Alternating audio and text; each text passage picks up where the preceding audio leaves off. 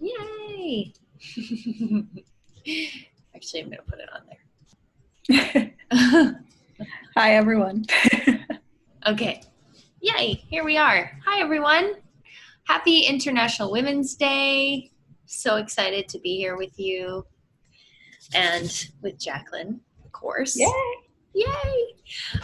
So should we just introduce ourselves first? Is that what we're planning? Yeah, because I think not everyone knows who you are or knows who I am. So I think that would be a really good way to start. Cool. All right. So I'll go first, I guess. Yeah, go for it. So hi, everyone. I'm Emily Castle. I am a women's leadership and business coach for women entrepreneurs. And I've been doing this work for about 5 years. I met Jacqueline through our coach training program, Mentor Masterclass, that we both went through at the same time. Then we spent a year together in the Sisterhood Mastermind with our mentor, Janine. And we've been friends and collaborators ever since. So I'm so excited to be here with her today and with you today to celebrate International Women's Day, because really my work is about supporting women to rise into their full power and potential and to start, launch, and grow the businesses that their souls came here to create so that they can create the impact and income that they truly desire and deserve in this lifetime. So hi, Lorraine. Welcome.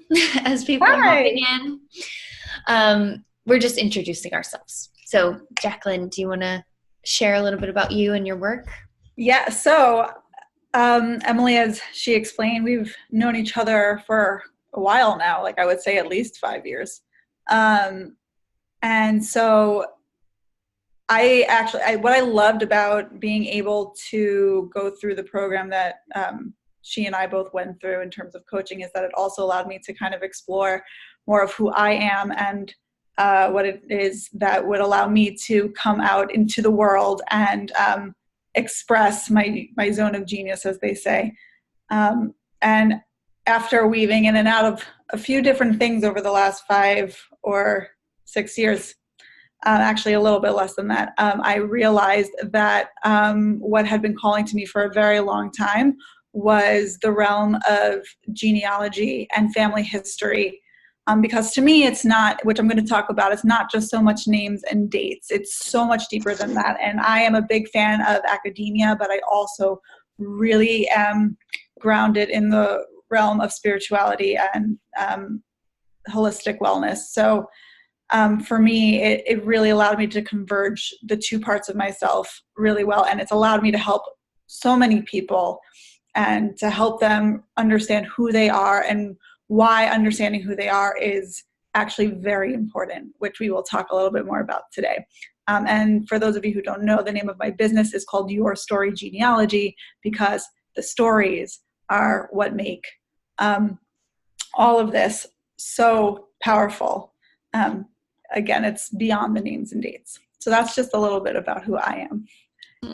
I love this too, because I sort of have watched and witnessed your evolution from the work that you were doing before as a coach to now being able to step into your full, I think, like real purpose in this lifetime and your real like amazing genius as well with genealogy. So awesome. And likewise with you as a women's leadership coach. So it's really nice that we can reflect on this with each other and watch each other's path just bloom and grow. It's amazing. Yeah. The beauty of sisterhood, right? Yay! Great. Okay.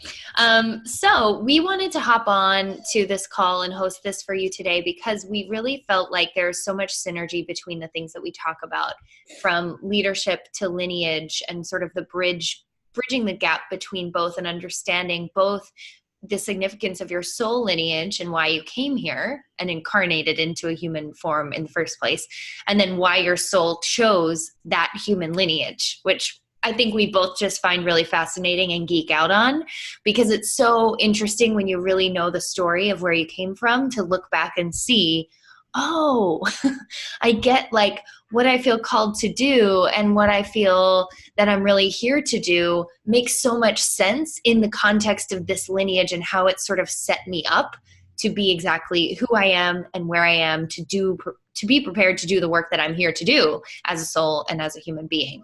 So that's why we're so excited. I love that you're both saying that's so fascinating because we think so too. Me too. And it was really crazy because the more I started doing this work, you know, a lot of us, I think, understand and see the idea of the soul's purpose. Perhaps if you believe in past lives, like all the different past lives we've gone through.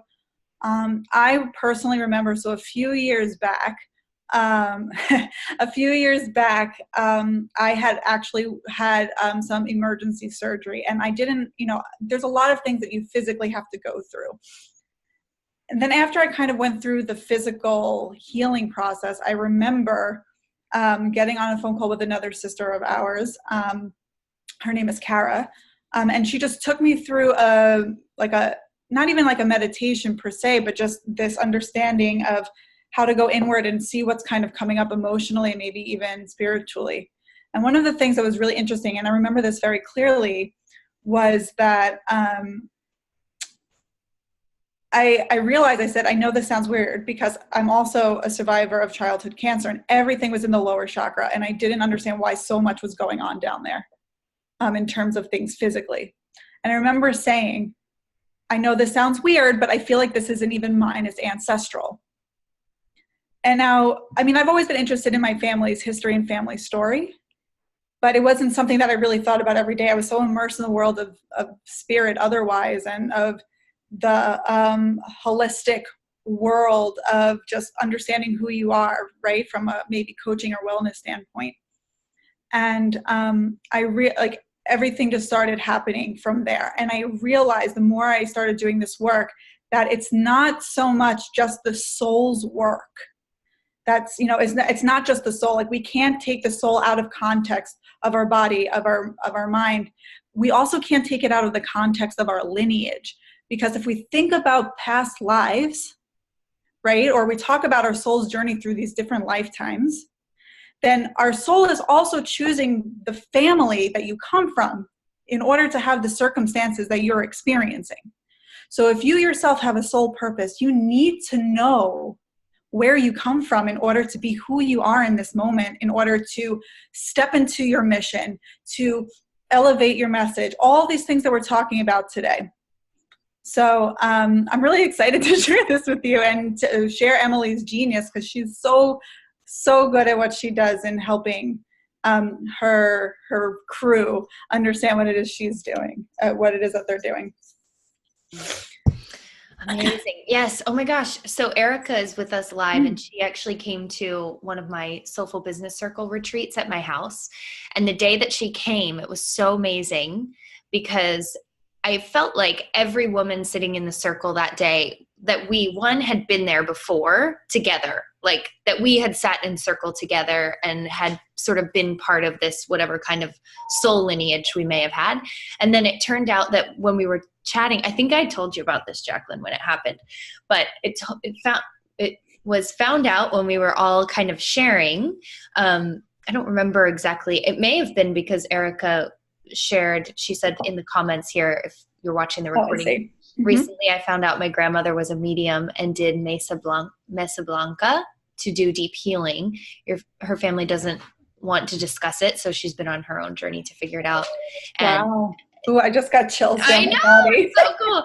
And there was also, like, every woman in the circle had some kind of story about how she either felt or thought, or there were little stories in her lineage that she had picked up on, that she comes from a lineage of healers, or a lineage of light workers, or a lineage of, you know, midwives, whatever it was. Wow. That specific woman. But it was amazing to see, like, of course you feel called to do this work. Both your soul and your human experience, like your human lineage and your DNA, are coming together in the perfect storm to set you up to do exactly what it is that you're here to do, and to feel called to do it, and to have the, like, intention and the skill set to actually be able to go after it and make it happen, because it's who you are. It's who you are literally here to be. So I found that super cool too. And thank you for sharing, Erica, because I would have forgotten to mention that. It was so cool. That's amazing. Wow. Yeah. Well, thank you for both sharing that. That's, I mean, that's the whole point of learning about your lineage in order to step into your own empowerment, especially as a woman.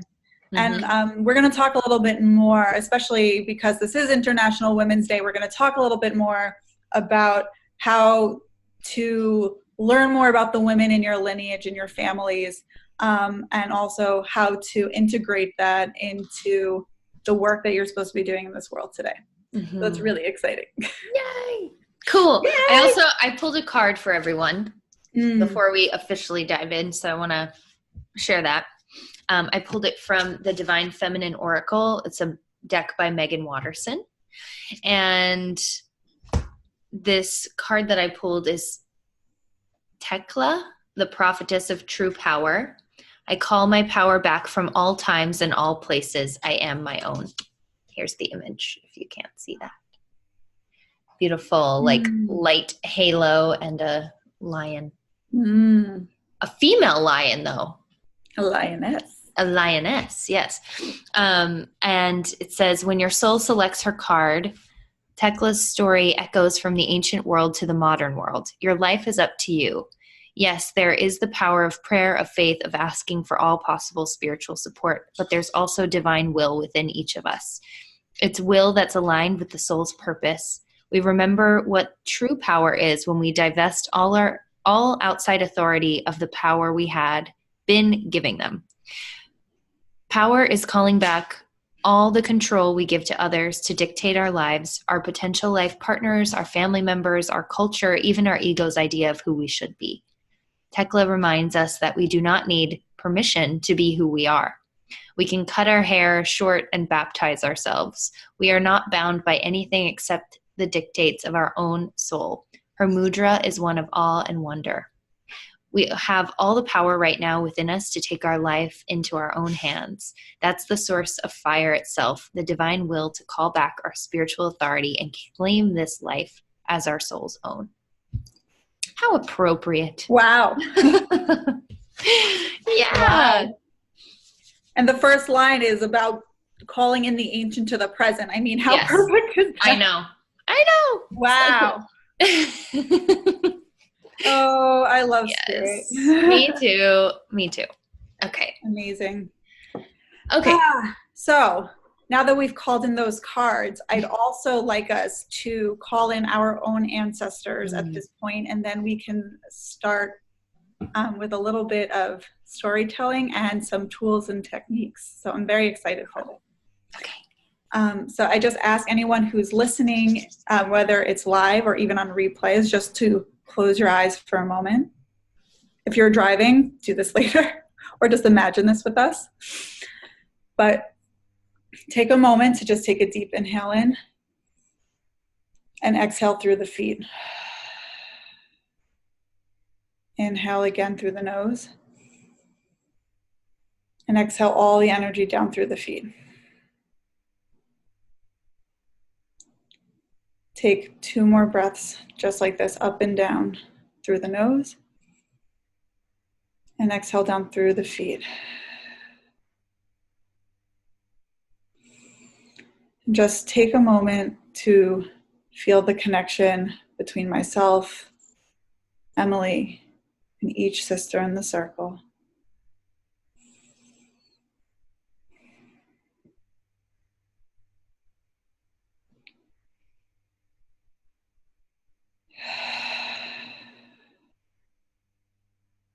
And one by one, start noticing the hand of your mother on your shoulder. And then beyond her, your grandmothers, your great-grandmothers, your great-great-grandmothers. That's already 15 women standing behind you. Your 3 times great-grandmothers. And just imagine that line going further and further back to infinity. And we call our ancestors in today and ask them to help us and guide us to the next points in our lives, to help learn their stories, and to be present today to whatever unfolds. Just take a moment to thank them for allowing you to be here in this exact moment, because without them, you would not be here, listening to our conversation, being part of our conversation.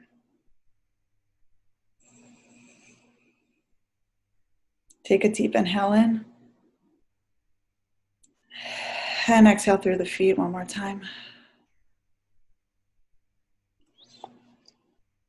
Our foremothers are still behind us, but whenever you're ready, take a moment to adjust the light, slowly blinking open your eyes. Taking a deep breath in and out. Oh, I feel all of my foremothers right behind me. And if you don't, that's okay too. I feel really quite powerful. Full body goosebumps as you were leading that, and as I was envisioning each of them standing behind me. It's amazing. Yeah, it's really powerful. One of the things I did last Mother's Day is I talked about, when I say 15 women, there's literally, like, just going back maybe 110 years, 150 years, you have 15 women, just women, biologically speaking, directly came before you, biologically. That doesn't account for the other family that was part of everything, but it's really quite powerful. And just going back 500 years, you have about 1 million women, over 2 million direct ancestors going back between the years 1300 and 1500 total. It's amazing to envision that number of people that had to make it, like not only just survive and be alive to the point where they were able to reproduce, but also that they could find a partner, like win the genetic lottery of like actually conceiving a child, because that isn't always easy and not everybody can.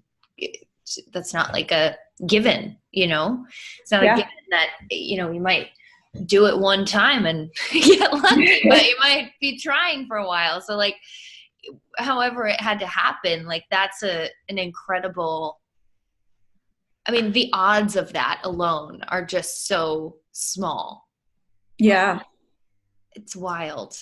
And for it to happen that many times, it's so crazy. It just blows my mind to even think about how much we have to be grateful for. And I think the one thing that I felt before I really understood what you're sharing is that, like, we almost had to overcome a lot of the stuff that our ancestors have dumped on us, like the scarcity, the lack, the fear, the stuff, all the things that happened, the trauma, the, whatever it may have been. And then now I'm looking at it so differently.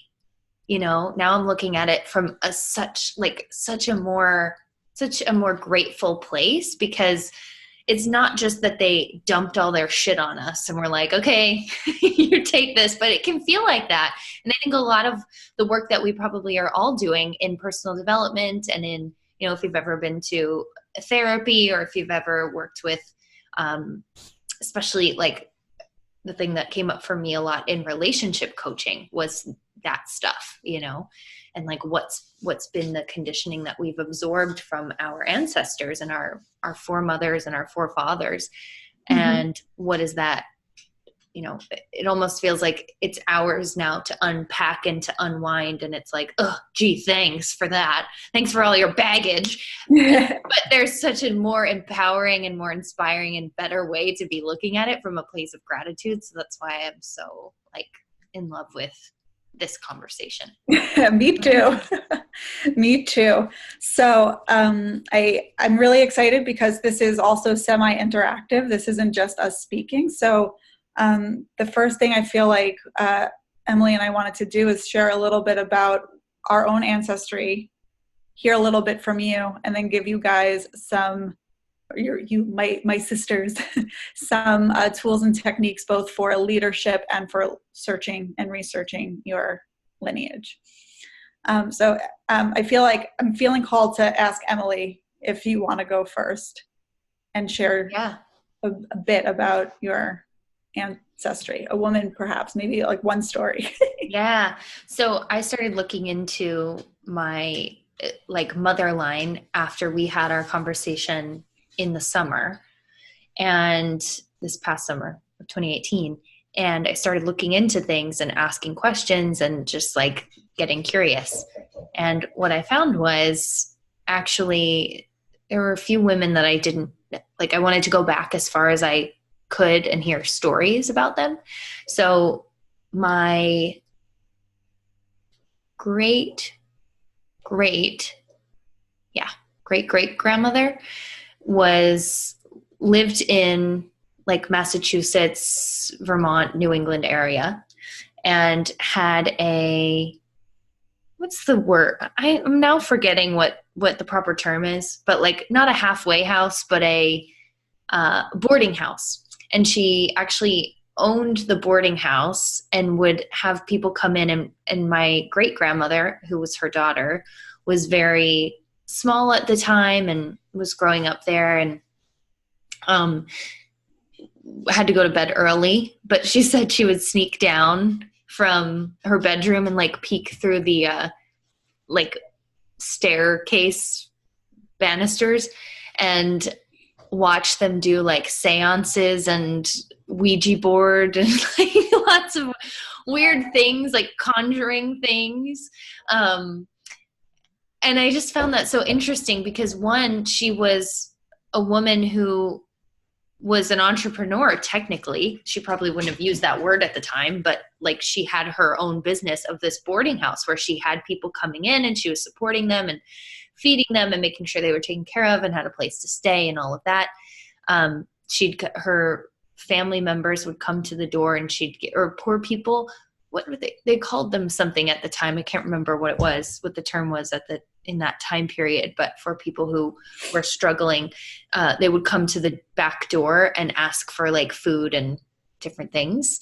And she would give them what they needed, which is pretty cool. So I don't know. I found that so interesting to learn because it really does. And then it piqued this curiosity in me because I know the women in my family to be very like entrepreneurial, creative, even if they've never started a business or created something like that, but they have that spirit about them.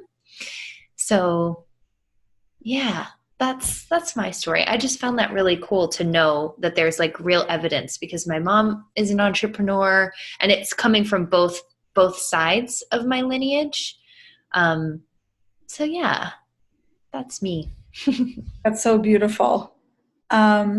And I think it's so interesting because a lot of times these seeds are planted to start looking, and I'm really happy that you went to search a little bit more, to research a little bit more, because a lot of times we talk, and we'll talk again a little about this very soon, is that we tend to hear a story and then we're like, great, that's the story, versus really trying to understand what happened.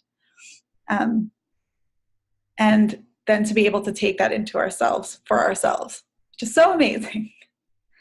And then also, so if you think of a story while we're live, just you can type it into the side and we'd love for you to talk about it. Or if you want to share it, just let us know and we can bring you on towards the end so you can share your story, your genealogical story. For me, I was actually, I think, going to share a story about one of my great-great-grandmothers, but I feel like what's really interesting is that actually, I'm going to share a story about my great-grandmother. And what the story really kind of want to share is that she came to the United States when she was very young. And her name is Sadie.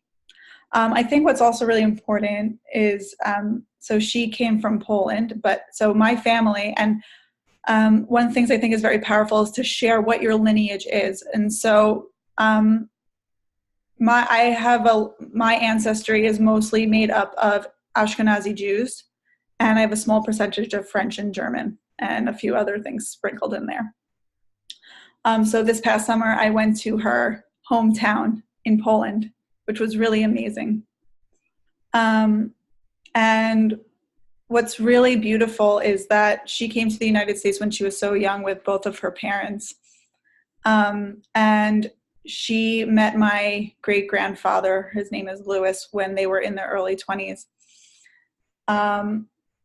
And what's interesting, I keep looking over here because the story, like I've looked through so many different genealogical records, but what makes it really come alive is that he wrote an autobiography for the family at the end of his life. And so I've kind of learned a little bit more about who she was. She knew who she was. She knew what she wanted. But Lewis's mother told him right before that they got married that if they ever got into a fight, it doesn't help much. I think what he was trying to say, because he kind of didn't speak English super well, you can hear it in the writing very well, but not well enough, is that he said his mother, Yetta, told Louis and Sadie before they got married, never fight. If you feel you're going to get angry, leave the room and then come back. Because otherwise all it causes is an explosion. And he said, we'd had a happy marriage, and that's how it was. And what I think is funny, but also kind of makes me kind of sad, is that I'm learning about her through someone else's lens. I'm not hearing it with her own voice. And I think it's actually, it makes me sad, but it makes me so happy that someone took the time to write about her, even if it's from their lens. So maybe it's not so much a story. It's more like I get a chance to connect with her and to feel her because someone else's story. And that's why it's so important to learn about it, to write things down, and to share it. So I'm sorry that wasn't quite the story I was going for today, but we'll talk. If I have more stories about other people in my line, but we won't go there. If you guys have any stories, please share them with us. If you can, even if it's your mother, your grandmother. Oh, here we go. Okay, so Lorraine says, maternal line, mom is Melba, super creative and entrepreneurial, but hasn't ever gotten serious about it. Grandmother, Georgina, owned her own restaurant in Puerto Rico in the 50s to 70s. Wow, that's amazing. Oh my God. I have like amazing. Full body chills just thinking about how magical it is. Yeah, wow. Was never home, didn't cook at home, very independent. Great-grandmother Carmen. All I know is that she felt trapped in her marriage and left. Her husband wouldn't let her take the kids, so he ended up raising them from elementary school on. Wow. Wow, that's so interesting. That's very interesting. Wow. Oh, thank you. Just take a moment to say thank you to your ancestors, Lorraine, because you know their stories. That's amazing. Wow. Thank you for sharing that with us too. Yeah, thank you. Really amazing to hear. Wow. I feel like we could go on a little bit more about this. I know. But all right, if you have any more stories, please share them with us. So, all right, let's get into the crux of it. Are you ready, Emily? And everyone? Yes, I am. I'm ready. All right, so we kind of talked a little bit about why you're supposed to be here, right? So, and again, without understanding your past, you can't understand where you are right now. You can't understand your soul's purpose, your message. And there was one other point I wanted to make,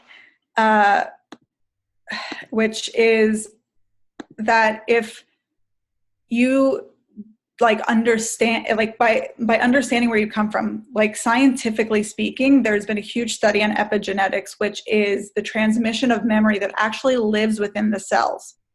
Right now, science is saying that in general, in our own bodies, memory lives within our own cells, but there's more and more evidence showing that memories can actually be passed down within the cells of our body from generation to generation, because they don't live like necessarily like in the DNA per se. Epigenetics means like they live just outside the DNA, and it affects the DNA.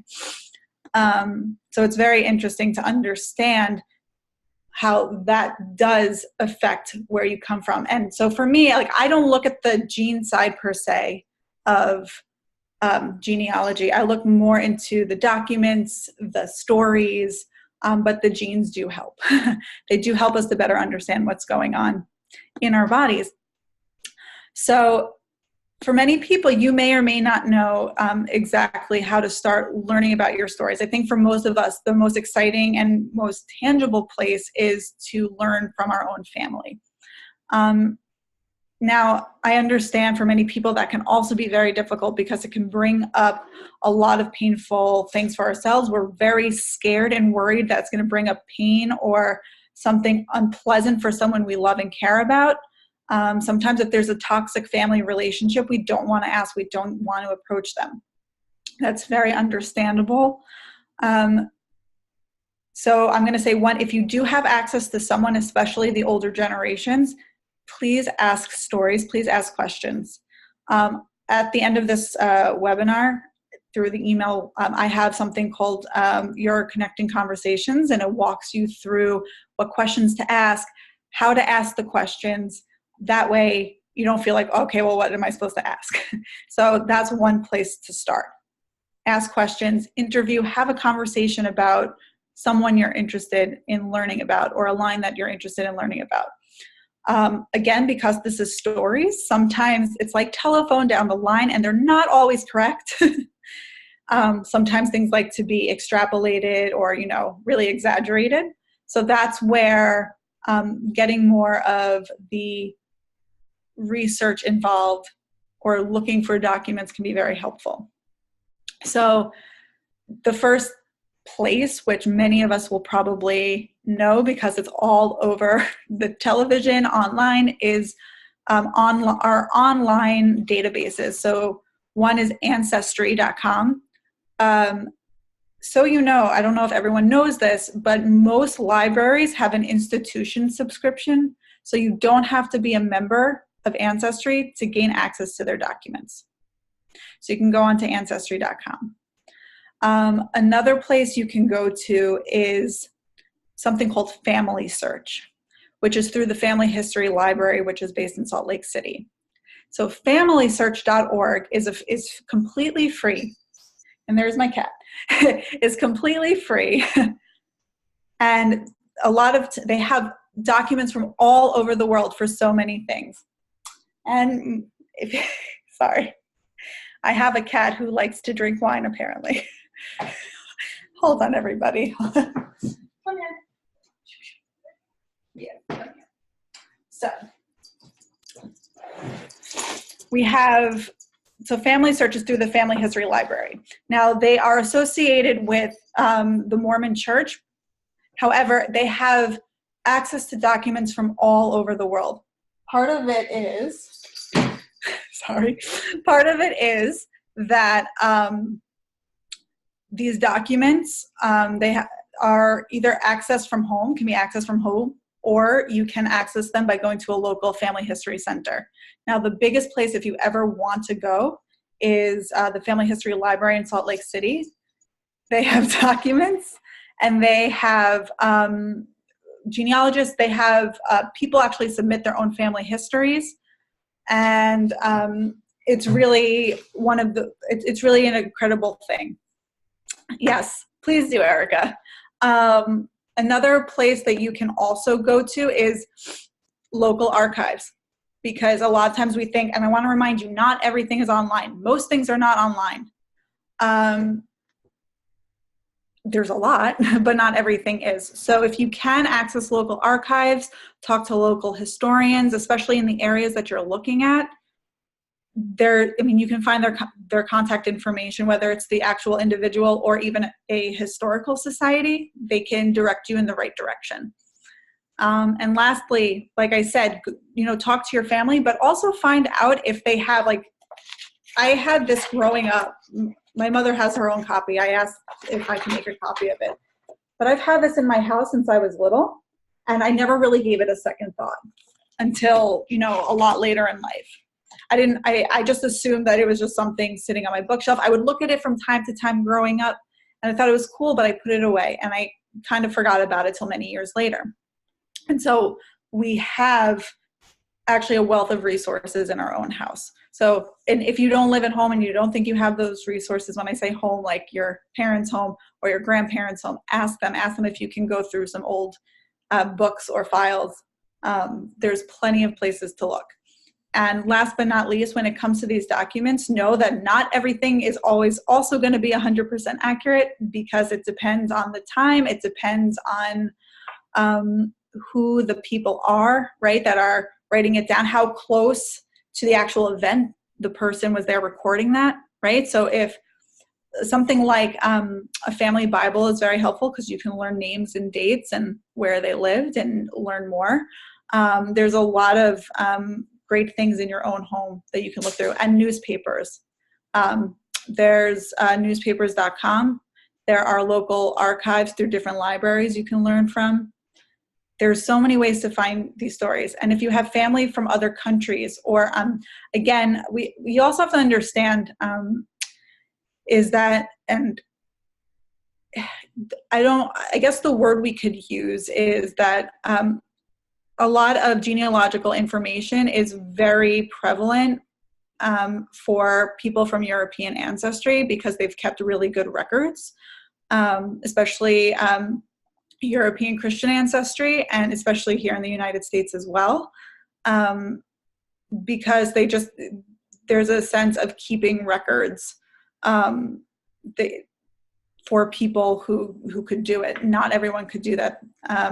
Things are getting a little bit better in the genealogical community, especially for people of African ancestry, or people of Caribbean ancestry or East Asian ancestry. There's different routes in getting there, but for the most part, a great place to start for anyone is really these resources I gave you. And then on top of that, there are many genealogists who are out there who work specifically in a specific lineage. So if you guys have any questions about that, please let me know. And when it comes to women in your lineage, because that's what we're talking about today, a lot of times they can be absorbed into the world of men, right? We see Mrs. John Smith, for example, right? They lose their own identity many times, or just Mrs. Smith.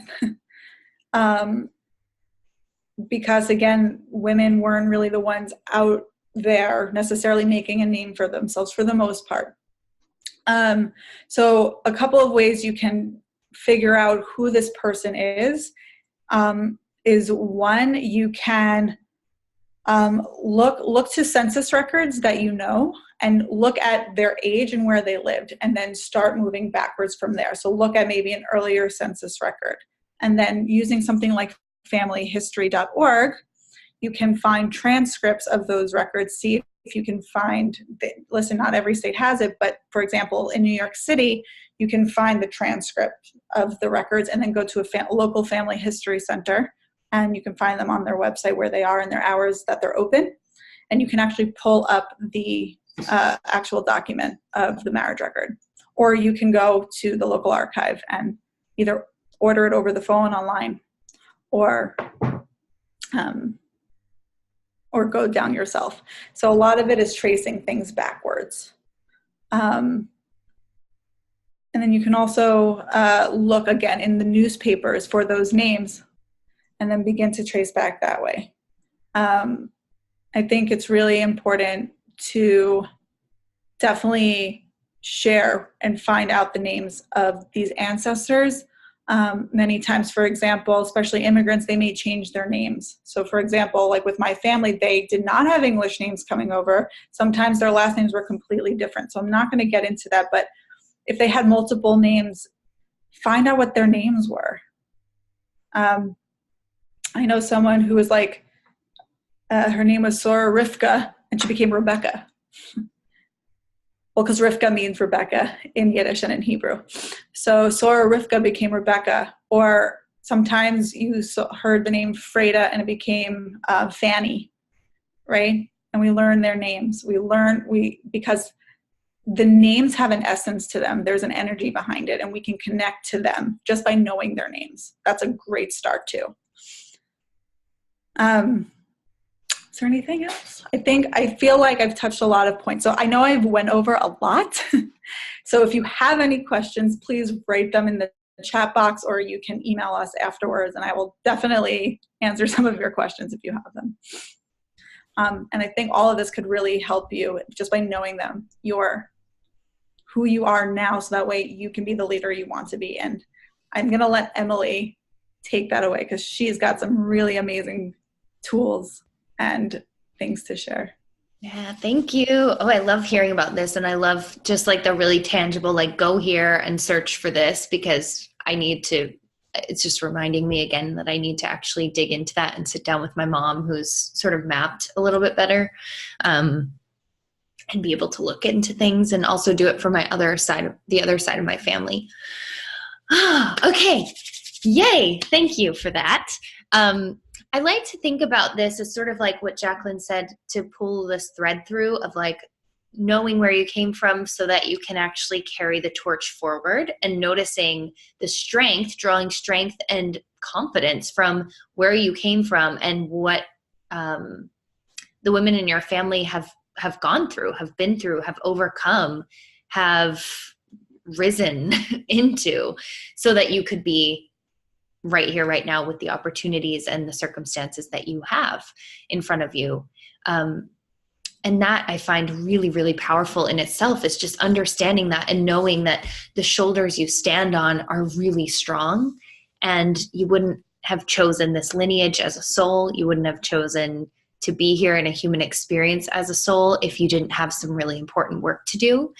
And I think a lot of times also what I've noticed is that a lot of women who feel called to do big work, and who feel like they have a big mission that they're called to in the world, and who feel like perhaps that quality of light worker, or healer of some kind, even if you're doing something that's like, it doesn't have to look so directly linked to that identity. But knowing where you came from can really help you to understand that. And then also what I've noticed is that a lot of women who feel that about themselves, who feel that about why they're here, also choose a lineage, a familial lineage, to come into a time and a place and a circumstance that's going to help to activate and initiate them fully into their mission and their power a lot more quickly than if everything was hunky-dory and lovely and perfect, And I think our soul wants that. Our soul wants those initiations because we get there quicker. Like for me, for example, I didn't grow up with like a silver spoon in my mouth. I'm actually the first woman in my lineage, first person in my biological lineage to ever graduate from college. And I'm the first woman in my lineage that I know of as of late to not have a child before the age of 20. So I things are different for me than they were for them, but that doesn't mean, I think a lot of times we get sucked into the family pattern and the family dynamic, and that can hold us back. But when we look at it from a different lens, we can see that actually what beautiful evidence of like sacrifice and putting themselves, putting their children, wanting a better circumstance for their children than they had growing up. Maybe that's something positive that we can pull from that situation so that we can do better, so that we can actually honor them by doing better, by having a different life, by not falling into the patterns of, addiction or poverty or whatever it might look like, or even just on a really subtle level, like scarcity mindset, or carrying the torch forward of that trauma that we may have inherited in our epigenetic code or in our, family system. So that's something that I'm not necessarily an expert on, but just something that I've noticed a lot is like the women who feel called to lead, who are here in this moment, who feel initiated, often choose a familial lineage to hop into as a soul that's going to initiate and activate them a lot quicker than if they didn't have that. Because it's almost like, okay, we have our souls. This is how I imagine our souls would speak to us. Okay, we're here. We only have this amount of time as a human being. We have about a 70 to 90 year life expectancy. So we got to like get to work pretty quickly. That means we need you to know what you need to do here pretty quickly, or else you're going to be wasting time not doing it and pursuing something else instead. So we got to get you like woken up to your purpose and your mission so that you can do it. And I find a lot of times that can come through challenge, that can come through hardship, that can come from trauma, that can come through having things that don't necessarily look great on the outside. It's not something we would wish for anyone, but these can actually be amazing activations for us as a soul and as a leader in this lifetime too. So I believe that really, when it comes to mission and impact from a soul perspective, you are here for a very important reason. One, you are here to evolve, for your soul to evolve as a human, to create an impact through human experience, because otherwise your soul is just this essence of energy floating out in the ethers and can't really like have a direct experience here on the planet Earth and be able to create change and cultivate change here in the direction it needs to move. So I think a lot of times we get confused because we're like, oh, is this what I'm supposed to be doing? And I love this, but is this what I'm supposed to do? You know, maybe I'm really passionate about, coaching, but is that what I'm supposed to do? And I think we can trust our soul's wisdom in that instance, because we can look at it and say, I wouldn't feel this pull. I wouldn't feel this calling. I wouldn't feel this affinity for something, or this interest in something, or this passion for something, if it wasn't like hardwired into my soul code that I need to like that to be able to make the impact that I'm here to make. So some of us are drawn to, I know Erica, one of the ladies on the call, was a scientist, and she had a career doing that. And then she felt called to start her spiritual journey and healing and all of these amazing things that she's now able to bundle together, this experience of scientific evidence and the soul's wisdom, which is amazing. And exactly what, we've talked about this too, exactly what she's here to do, because nobody else is going to be able to do that quite like her, set up from the lineage that she has with an ancestry of healers, where she's already like activated in that sense. And then she has all this other like life stuff that's come in to be able to position her exactly perfectly to do what she's here to do. And I think if we each look at our lineage as a soul and our lineage as a human, we can see those common threads. We can see exactly how we're set up to want exactly what we want, to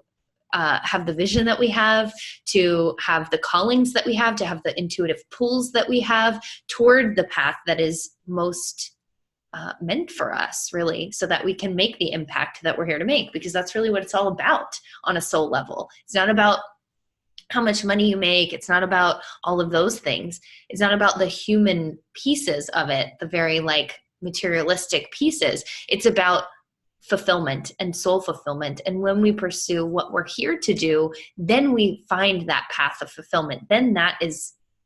Then everything else, we're in the right energetic state, we're in the right vibration to attract all the resources necessary to make that happen. And I find sometimes, we will even shoot ourselves down, like shoot down an idea before we can even consider it really, or pursue it, or get our hands dirty with it and explore it, or get curious, because we think we go right into like, oh, well, that's not going to make me money, so not doing that. And the fact is, when we take that approach, that actually the calling is still going to be there, and it's just going to have to get louder and louder and louder and more intense until you actually say yes to it. So I often hear women say like, yeah, I want to do that someday, but I'm not ready yet. And the thing about readiness, I always kind of like giggle in my mind when I hear that, because I'm like, okay, that's fine if that's what you want to believe. But really, readiness is a choice and a decision that we make in the moment of whether I'm going to do this now or whether I'm going to wait 5 years and therefore shrink my impact and the potential I have to influence the people I'm here to influence and to live the aligned life that I'm here to live, that is fully aligned with my soul's purpose and wisdom, right? And in doing that, in making that choice first, we then activate all of the resources that we need, because we're then in an energetic state that is magnetic for what we actually need it to be, because we're living and leading from our soul versus living and leading from our mind, which is very limited. Our soul is the most limitless, expansive place we can be, right? That we can live from, because it is pure love and light, and it wants what is best for us, versus our human experience can feel really, we're hardwired to survive, not to live with our soul, in trust of our soul's path, right? We're hardwired to live to escape the tiger, because that's what's going to perpetuate the human experience and keep us alive longer. But that becomes, when we just live in that way, it becomes this really arduous way of living, and it becomes unfulfilling and it becomes empty. And we need both to be working together. We need both our mind and our soul to be on the same page, so that we can set ourselves up with the strategic and soulful approach to actually actualize our mission in the world and to do what our soul is here to do. Because again, that's really what it's all about. This whole human experience, it's really about your soul incarnated into a body to have a human experience through this exact lineage at this exact moment in time, so that you could create the impact that you're here to create by doing what you feel called to do, because that's what your soul wants. And when you feel called to do something, that's your soul speaking to you. When you feel pulled, when you feel like, I don't know if this makes logical sense, but this is just what I need to do. This is like the thing that won't stop knocking on my door. That's how we know our soul is speaking to us and through us. So that's why each of us are here. It's to trailblaze a new path. It's to be an evolutionary being. And I believe that, especially in the case, if you are a woman here right now on this planet who has some kind of calling of any kind, that is divine too, because we need more women's voices. This is a moment where, the divine feminine is rising. We need women's voices. We need women's perspectives. We need a more holistic approach. We need people who are really nurturing and caring and compassionate to solve the world's problems, because the way we've been doing it is not sustainable. We know this. We have pollution, cancer. I mean, it's just, the list goes on. We have so many things that are wrong with the world that need healing and fixing. And so it's really no surprise when we look at that, look through that lens at what's happening right now, that so many women feel called to step up and lead, and so many women feel called to start their own businesses, because in the human experience, in the culture we live in right now, the barriers have been like taken down for us to do that. We have the internet, we have where we can reach people and start businesses virtually for free, almost, right? Like, I mean, you don't need $250,000 anymore to start a brick and mortar company. You can do it online from the comfort of your home while you're raising babies, if that's what you want. It's just like the ability, the opportunity amplification right now is insane for us as women. And I think that's an incredible gift, an incredible privilege, and an incredible right and responsibility that we have to actually do something about it, and not to just sit on our calling and say, okay, yeah, like maybe another day. I'm just not really feeling it. I'm not ready. I'm not willing to do the hard work that it takes to bring this thing to life. Because I think a lot of times, I talk about sustainable success and things being in flow, and actually working with your feminine body and with your feminine system to be able to create results without that push, but from a place of more pull.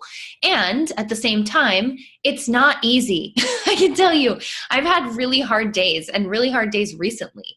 And there will continue to be hard days on the path that your soul calls you to, because it's not the path of least resistance. It's the path that's going to initiate you to grow. It's a path of evolutionary and revolutionary personal and professional growth. it is not something that is for the faint of heart. You have to be willing. You have to be open to say yes, and to keep saying yes, and to keep staying up and showing up in devotion to your mission every single day, every single moment, and doing the inner work to actually support that yes, and to support that willingness, and to support that devotion. Because again, your mind is going to want you to go into fear, scarcity, lack, quitting, not doing it because it feels so hard, because it doesn't make sense logically in the world we live in to do something that's not status quo, right?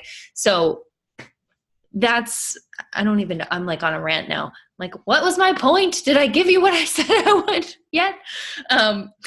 Yes. So we need you is the point. We are each here for a really important reason, and we need you to say yes. We need you to answer the call. We need you to use your voice. We need you to use your privilege. We need you to use the opportunities that have been granted to you from your ancestors. We need you to say yes. We need you to keep showing up.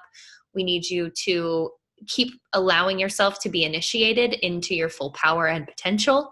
We need you right now. And it's just like so amazing that we get to be here right now as women, especially with these feminine cycles, with the different perspective and lens that we bring to every situation, where we're looking at it from a more compassionate, holistic, nurturing lens, because that's what the world needs. That's what the world is crying out for. And that's why we're here, I believe, from a feminine perspective, why more women are feeling called to lead, why why our ancestors had to go through the hardships of being able to fight, or having to fight for our rights to vote, to have our own bank accounts, to not be property of our husbands, to, really stand on our own 2 feet as independent women. And now it's sort of this, second wave of, or maybe third wave, I don't know what number we're on, of feminism, where we're able to say, okay, great. We no longer have to compete with men so much for equality. In fact, we can now bring more of our feminine qualities back into the workplace, into what we're up to, into who we are being in the world and how we are doing things, so that it actually works for us and with us, and we can sustain it versus getting burnt out or having to sacrifice whole parts of our lives and whole pieces of our lives in order to be successful in the workplace or in our businesses. And we now have this like incredible opportunity. And I think all the women who feel called to this work are women who are incredibly tapped in spiritually, who know that they're here for a big reason and a bigger reason, and who feel called to do something about it, and who want to know who they are and why they're here and what that means they need to do with it in this lifetime to make the impact that they're here to create. Because that through that comes the deep fulfillment that we are really seeking through everything else, through trying to fill this void that we, through addiction or through shopping or through, buying 10 e-courses or whatever it is that we're doing. I've seen it all, that we are trying to fill this void of fulfillment, and it just can't be filled any other way but then to actually pursue and do the work that your soul is here to do. And I really wholeheartedly believe that. So I want to give you guys, I have, a guide for you to really get clear on your mission statement. It's called the Soulful Mission Clarity Guide. I think that's what it's called, right? Is that what I said? It's in my Soulful Success bundle, but I have the link for you. I'm going to put it in the chat box here for you guys who are live with us. And then I will also, if you aren't live with us and you would like this, I will send it out with the recording. And if you are watching this recording another time in another location where you didn't receive that, then you can go to my website, emilycastle.com/bundle to get the full bundle. But this is one of the things that is in it for you.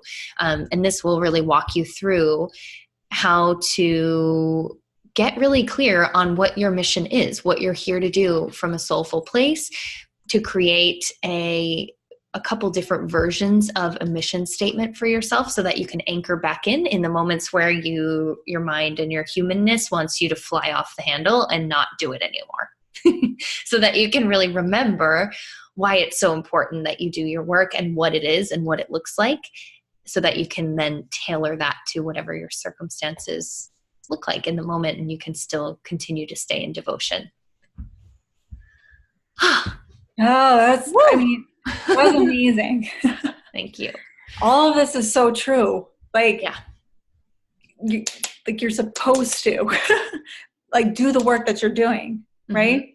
Like the thing I always say is you're supposed to be here. Like you are. You like there's no ifs, ands, or buts. Right. Like, and I want to repeat that. You're supposed to be here. Mm-hmm. For whatever reason you believe that to be true, however that's resonating with you, whether that's just for being here or for the work as a leader that you were supposed to be doing. Yeah. And the guide that Emily posted is, I think, really helpful for really honing in on what that is. I mean, the fact that you're supposed to be here in general is so powerful, and then just take that. Like, there's so many times we have questions, like she said, like questioning ourselves. But if we understand that we're supposed to be here, then it kind of takes the extra pressure off that, like, am I doing this right? Am I doing it for the right reasons? Mm-hmm. At the end of the day, you're supposed to be here. Yes. And I think that helps us to take a lot of the doubt off the table and just make it a non-negotiable that, like, I already know and trust with complete conviction in myself that I am supposed to be here and this is exactly what I'm meant to do. And then everything else becomes a lot easier because you're not thinking about, oh, well, maybe this, maybe that, blah, blah, blah. You're not getting unclear and pulled in 1,000 directions of all the possibilities, which is also part of being a feminine being and being a visionary human, is that you see all the possibilities all the time. And it can be a little bit overwhelming to be so aware of so many things at one time.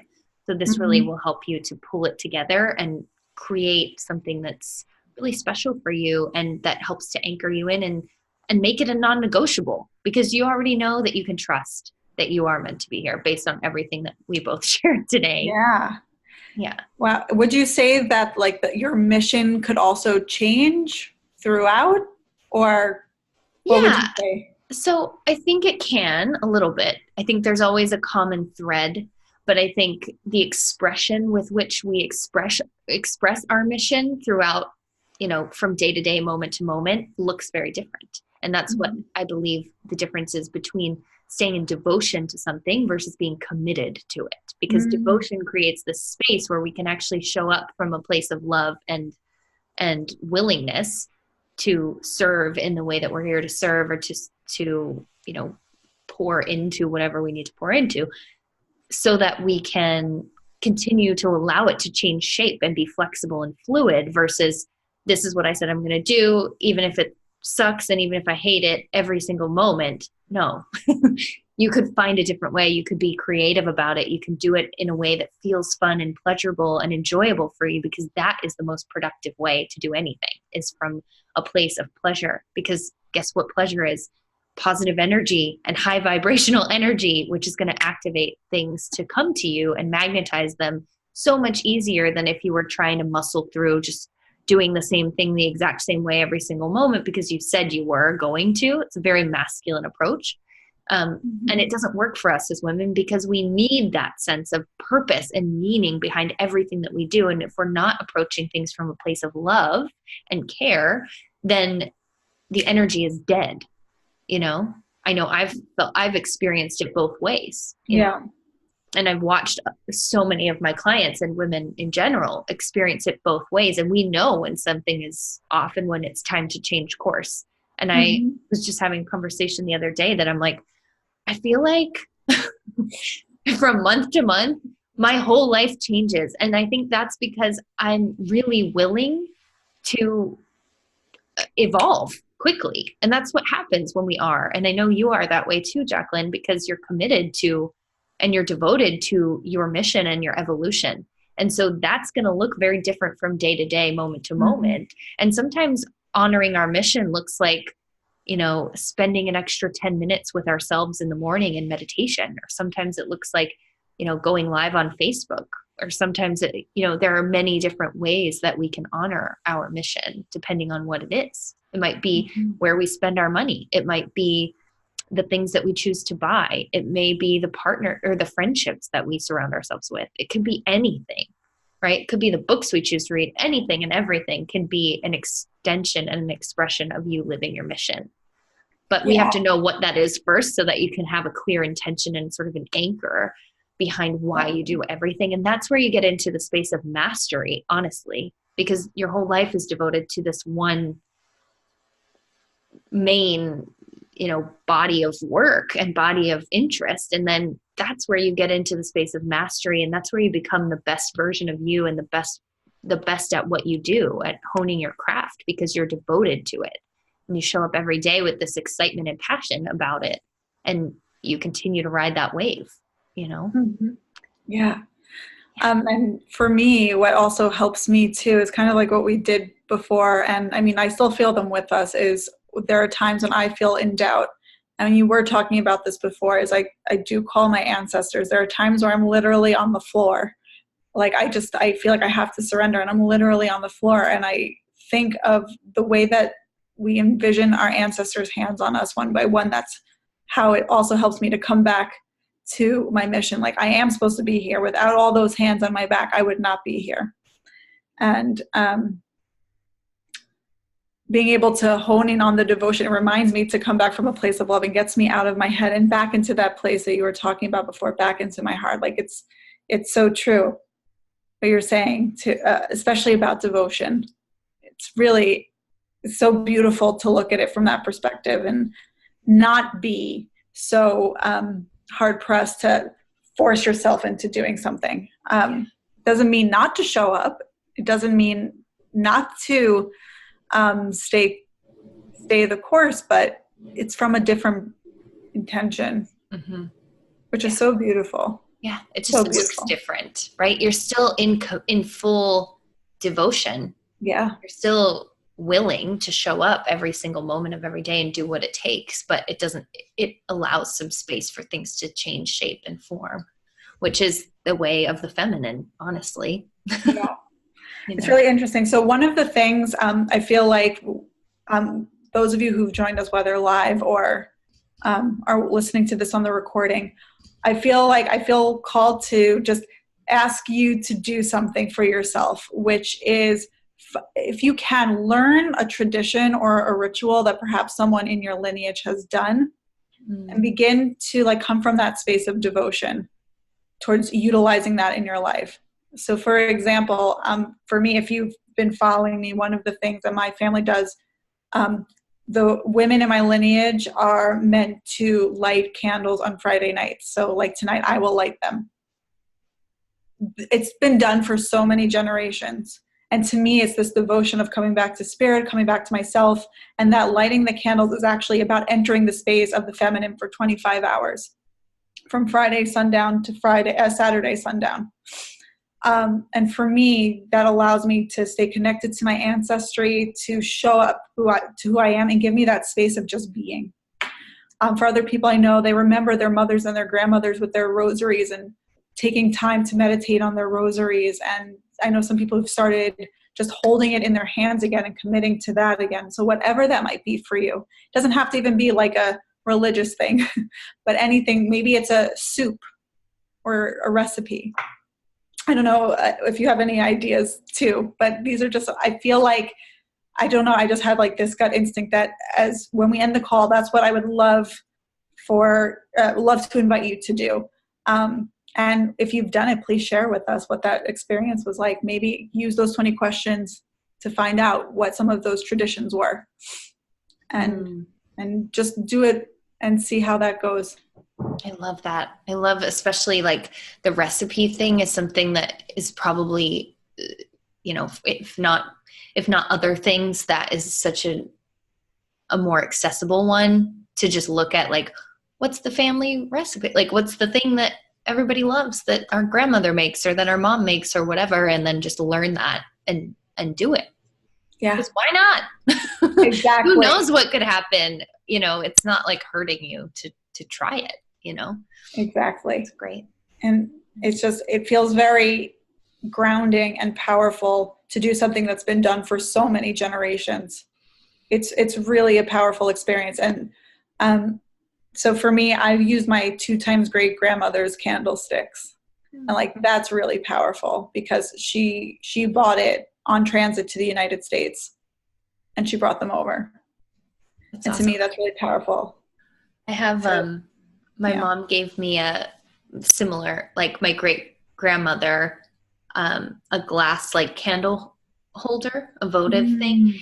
and it has an E on it, and her name was Elsie, and my name's Oh, Emily. So she gave it to me when she passed away. It was mm, really, really special, and I have it on my altar, and I use it every day. amazing. Yeah. That's so incredible. Oh, I love that. So I feel like we are now at 1 hour, 15 minutes, and I'm really excited to just kind of hear what everyone has to say. If you guys have questions, Mm-hmm. please share them with us, whether it's in the comment section or you can send them to us via email. Maybe if you have research questions, if you have questions about asking questions about creating your mission statement and getting deeper into this work, please don't hesitate to ask us. And if you want to follow us on social media, if you're not already doing so, we're both on Facebook and Instagram. I don't really use Twitter that much, to be honest. Too much social media for me gives me a headache. Yeah. But those two I'm on pretty constantly. Okay, great. Me too. So, all right. Thank you, Lorraine. Good to see you here. Yes. Yeah. And then you can each find us. I'm at Emily Castle Official on Instagram, and you are at Your Story Genealogy, right? Yep. But if you search Jacqueline Wallach, you'll also find her. Yeah, you will. Yeah, I've done it before. So I have a really hard time spelling genealogy. It's like the hardest. Yeah, it's one of those words. Like, why can I never get it right? I'm always auto-correcting it. I'm like, no, it's not. You're welcome, Erica. Thank you, Erica, for joining. And thank you, everyone, for watching the replay and being with us and celebrating International Women's Day. It's been such a pleasure and an honor to gather with you and to have this conversation and to share with you. And yeah, have an amazing, amazing day. I hope you are taking away some really helpful, inspirational, powerful nuggets with you as you leave. Bye, everyone. Happy International Women's Day.